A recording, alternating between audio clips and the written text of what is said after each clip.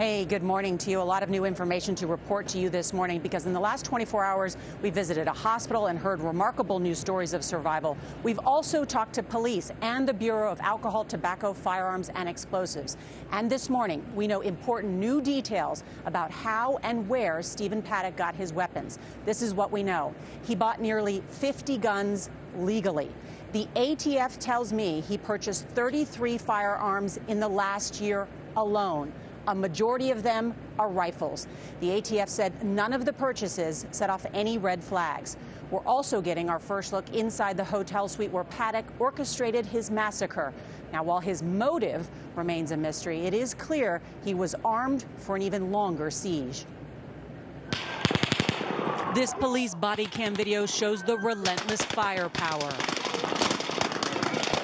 First responders were up against Sunday night.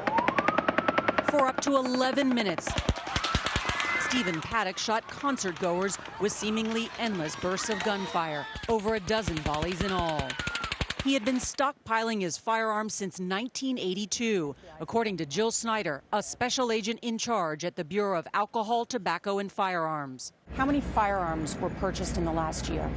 From October 2016 to September 28, 2017, he purchased 33 firearms, majority of them rifles. That didn't set off a red flag anywhere in the ATF? We wouldn't get notified of the purchases of the rifles. We would only get notified if there was a multiple sale, which would be 2 or more handguns in an individual purchase. Why is there no notification if someone is buying multiple rifles? There's no federal law requiring that. Snyder revealed to us that Paddock rigged 12 semi-automatic rifles with bump-fire stocks. The devices allowed the guns to fire continuously, much like an automatic weapon. A semi-automatic rifle with a bump-fire stock on it is not a illegal machine gun. How big were the ammo clips? The ammo clip capacities range from 60 rounds to 100 rounds. So he had huge clips of ammunition? Yes. CBS News has learned Paddock also set up cameras in and around the luxury suite he turned into a sniper's nest, a kind of early warning system for any approaching police officers. As he fired out of 2 windows, 1 camera peered out the suite's peephole. 2 more cameras were in the hallway outside. One of them was on a room service cart outside the door, says Las Vegas Metro PD Sheriff Joe Lombardo. Was the gunman recording?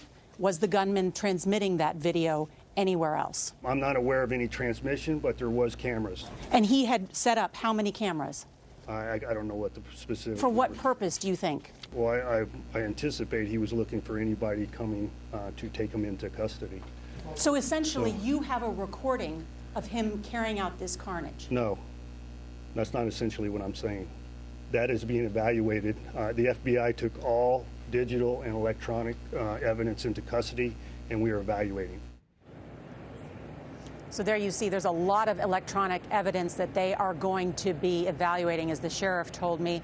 Also this, we've learned from the ATF that Stephen Paddock bought a gun, or perhaps guns, as late as Thursday. That is 3 days before he carried out this attack right behind me. Bottom line, what we learned yesterday is that you can buy as many semi-automatic weapons as you want, and the ATF tells us they wouldn't know about it because there's no federal law requiring a licensed gun dealer to report that. Jill Snyder of the ATF also told us they have agents looking into whether Paddock was spending time at area gun ranges. Today, they're also expected to release new information. The ATF says perhaps the entire list of what those guns were, those 47 guns that have been brought up and acquired by the ATF and FBI. Gayle, Charlie, Bianna. We will have more from Norah throughout this evening, throughout the morning.